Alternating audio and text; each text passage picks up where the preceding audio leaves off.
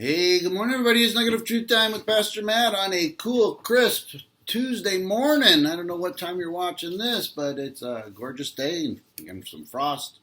The leaves are coming down pretty quick, but it's absolutely gorgeous outside. All right, we're on Nugget number 432 this morning. What do you think about this word, rebuke? That is not a word that fills us with warm feelings, is it? Rebuke. Handling rebuke. This is what Proverbs chapter 1, verse 23 says. If you had responded to my rebuke, I would have poured out my heart to you and made my thoughts known to you. We don't have to try long to apply God's word to our lives before we realize that we often violate it.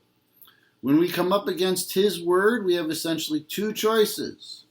We can seek change in ourselves, which is the good answer, or we could try to change the word, which is the wrong answer. We really can't change God's word, of course. Nevertheless, we often try, don't we? We have a range of methods. Which ones are your favorites? That verse doesn't really mean what it says on the surface.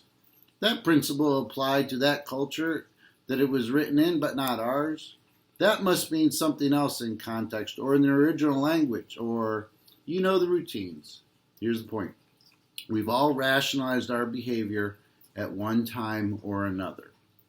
But the better option, the only really rational one, everyone wants to be rational, is to adapt ourselves to God's unchanging word. When we do, God offers an amazing promise. His wisdom will pour out his heart to us and make his thoughts known to us.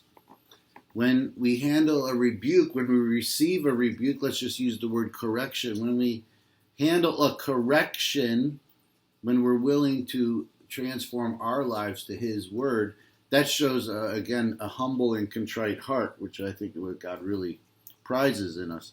Responsiveness begets wisdom. The greater responsiveness begets greater wisdom. Ignoring God's rebukes or corrections, however painful they may be at times, lead us in the opposite direction. What's the opposite direction of wisdom? It's folly. It leads us to utter folly. We often think that God's rebuke or correction will only carry negative consequences if we reject it, and that's true. But in this particular verse, Proverbs 1, verse 23, get this. God promises a positive reward for a submissive response. It's enough to blow our minds if we think about it. The wisdom of the God of the universe, the Almighty's innermost thoughts, the passionate heart of the Creator, rushes upon us like a rapidly flowing fountain.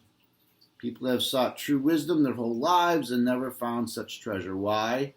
They didn't understand, or I would say accept, God's correction. Listen for his call and receive the abundance of eternal wisdom. Let him pour his heart out to you. Again, humility and a contrite heart, I think, are the key. Take care. God bless. Have a great day. Bye-bye.